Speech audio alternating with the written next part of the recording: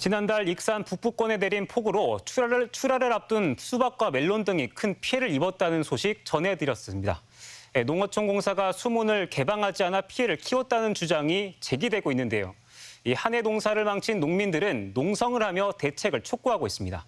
강동혁 기자입니다. 익산 북부의 비닐하우스 밀집 지역, 발목 높이까지 물이 차올랐고 출하를 앞둔 수박은 흙탕물을 뒤집었었습니다.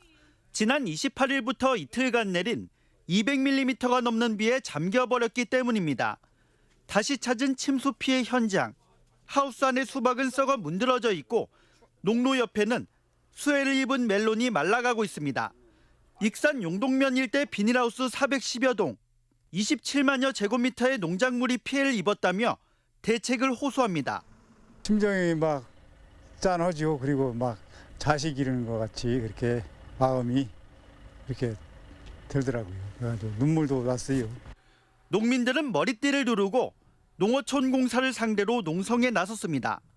대조천에 물이 불어나 피해가 커졌는데 농어촌 공사의 안일한 수문 관리가 원인이라는 주장입니다.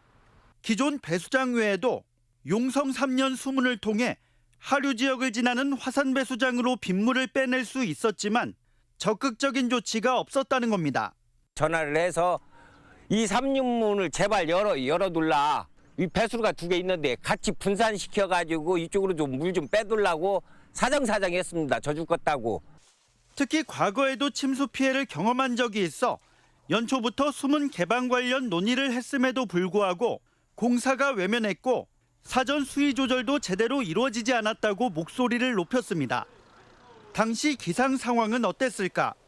밤부터 서서히 내린 비로 익산 용동면은 지난 28일 벌써 69mm의 강우량을 기록했습니다.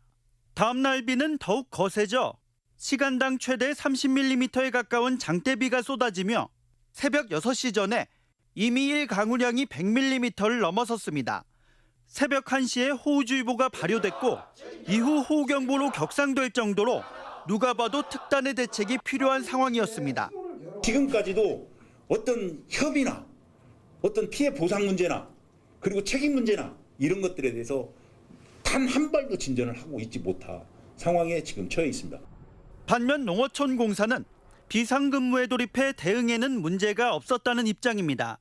수문 개방을 검토했지만 하류 역시 물이 차 대조천물을 뺄 수 없었고 수위도 적정 수준으로 유지했다고 반박합니다. 개방하기가 어렵다는 설명을 그때 당시에 했고 이런 피해가 안 돼서 저희도 안타깝게 생각하고 있습니다. 농민들은 농어촌 공사가 늑장 대응에 대한 책임을 회피로 일관하고 있다며 감사원 감사 청구 등 강경 대응을 예고해 논란은 계속될 전망입니다. MBC 뉴스 강동엽입니다.